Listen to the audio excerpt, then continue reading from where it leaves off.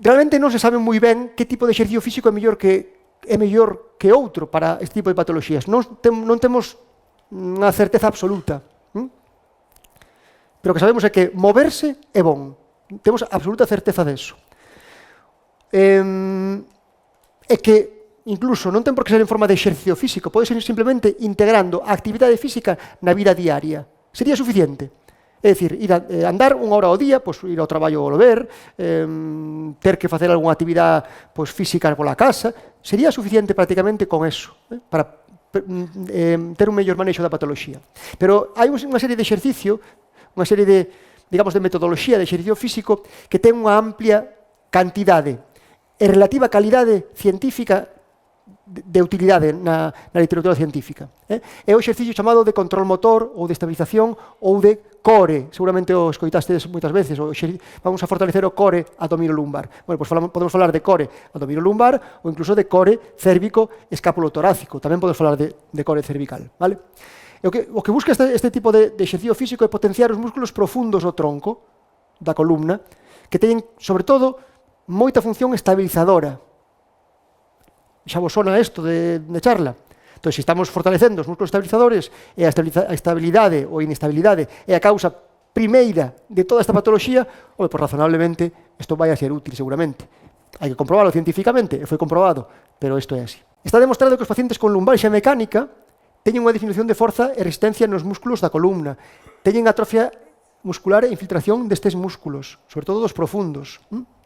Teñen unha disminución da mobilidade da columna para compensar esta falta de forza dos músculos profundos. E teñen un retraso no inicio da actividade desta musculatura, é dicir, están débiles.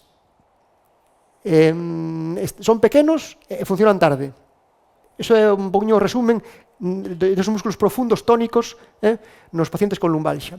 E ademais sabemos que outros músculos que non son da columna propiamente, sino que cruzan a cadera, os glúteos, tamén teñen unha actividade, unha forza disminuída e alteran a articulación sacroiliaca que é a seguinte, a que xunta, digamos, a columna cos membros inferiores. E ademais, sabemos que a debilidade de certos músculos, sobre todo os glúteos, afecta, é característica dos pacientes con lumbalgia mecánica, e que a disminución de forza e sobre todo de mobilidade, flexibilidade, de acortamento, digamos, de certos músculos como o piriforme, os isquios, os psoas e o tensor da fascia lata, é característica tamén deste tipo de pacientes. Por tanto, aquí temos xa o abanico de cousas que temos que facer nun paciente con patoloxía lumbar. Temos que este entrenamento de estabilización lumbar en pacientes con lumbalgia crónica comprobouse de forma amplia na literatura, en metaanálisis, todos estos, que mellora a función e impresión global de recuperación, discapacidade de factores psicosociales, mellora a dor lumbar irradiada, mellora a forza e estabilidade da columna lumbar. E que, ademais, se xuntamos forza e flexibilidade de músculos que cruzan a cadera, pois melloramos todos estes obxectivos. De forma moi similar, xa para acabar, nos pacientes con cervicalgia, vese que hai un alterado control motor e disminución de forza tamén de músculos cervicales profundos, sobre todo. Que hai atrofia muscular e infiltración grasa destes músculos, é dicir, que teñen, de alguna forma, características estructurales peores que os pacientes sin cervicalgia. Hai tamén que existe unha disminución da actividade destes músculos. E se disminúe a actividade dos músculos profundos, estabilizadores, fundamentalmente, os músculos superficiales que non están diseñados para estabilizar, sino para mover a cabeza, mover os membros superiores, teñen que tomar esta actividade estabilizadora. E non están diseñados para isto. E doen, e de aí, unha entidade clínica que é moi frecuente, que é a mialgia ao trapecio, sobre todo en pacientes que pasan moito tempo mirando para un ordenador, con contracturas musculares, con dor nos trapecios, con puntos gatillo dolorosos, con dor de cabeza en casquete, con mareos. Isto é moi característico. Todo por este tipo de cuestións. Non é porque teña ninguna estrutura comprimida, é porque hai unha alteración biomecánica e os músculos profundos están funcionando mal. Por tanto, que temos que facer? Operar? Tomar fármacos? Non. Fortalecer a musculatura profunda e estabilizar esa columna cervical. Ademais, sabemos que non solamente músculos da columna cervical, sino músculos da escápula, que controlan a escápula, que se abra e que se peche con normalidade, son importantes para a columna cervical. Por tanto, Entrenamiento de estabilización cervical en pacientes con cervicalidade crónica mellora a discapacidade de factores psicosociales, mellora dor cervical irradiado e mellora a forza de reducción de certas parámetros de coordinación intermuscular e intramuscular.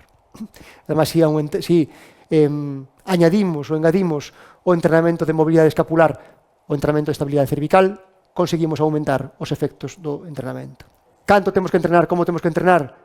Polo menos sesións de 30 minutos, 3 a 5 días a semana, e alta intensidade.